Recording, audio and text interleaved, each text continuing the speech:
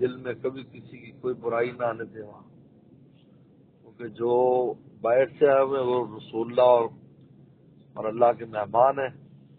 جو وہاں پر ہے وہ ان کی طرف سے میزبان ہے، ان کی طرف سے انہوں نے مقرر کیا ان کو بھی یہ میزبان ہے تمہارے۔ حضرت سید بدر عالم میٹھی رحمۃ اللہ علیہ جو ہمارے والد صاحب کو باور نگر لائے تھے، یہ مدرسہ انہوں نے قائم کیا تھا، تو فرمایا کرتے تھے میں نے اپنی آنکھوں سے دیکھا ہے جاگتے ہوئے حضور صلی اللہ علیہ وسلم حاجیوں کی خدمت کی ڈیوٹیاں لگا رہے تھے جی، ایک بہت اونچی قسم کی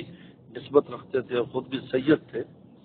کیا میں نے اپنی آنکھوں سے دیکھا، کیا میں قسم کھا سکتا ہوں، اس طرح ڈیوٹیاں لگا رہے ہیں،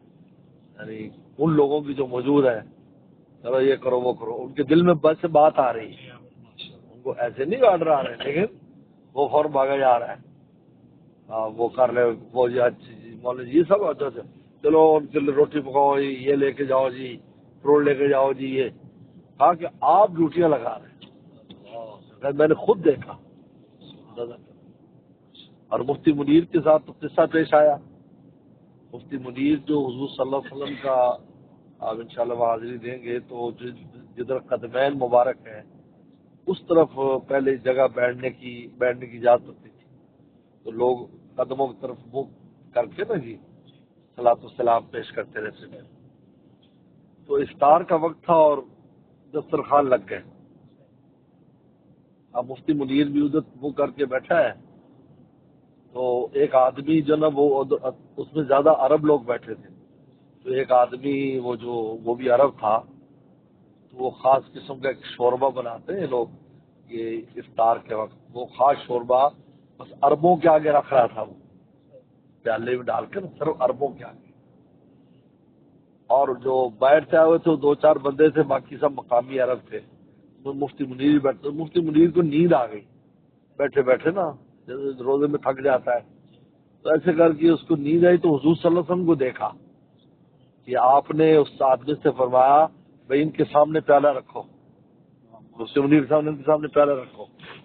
جیسے مفتی منیر کی ایک دم آنکھ کھلی نا تو اس نے فوراً لا کے پیالہ رکھ دی، اللہ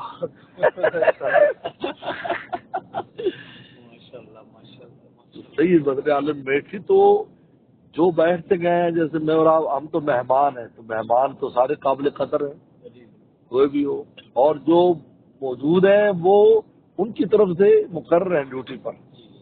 اگر ان کی طرف سے کوئی چیز بھی پیش آتی ہے تو ہمیں یہ دیکھنا ہے کہ یار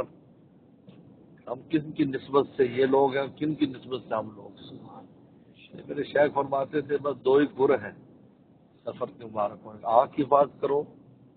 کسی چیز کو حقارت سے نہیں دیکھو، معمولی نہ سمجھو، عظمت سے دیکھو، غیر محرم سے احتیاط کرو، اور دوسرا دل کی حفاظت کرو کہ ہر ایک کو عظمت اور اہمیت دو،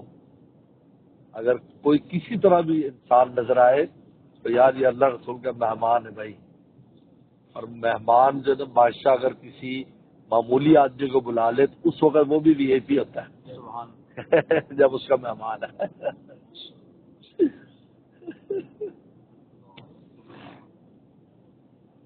یہ طلحہ کی جب شادی ہوئی نا تو اس کے ولیمے میں نے 1,500 آدمی بلایا تھا شہر کا،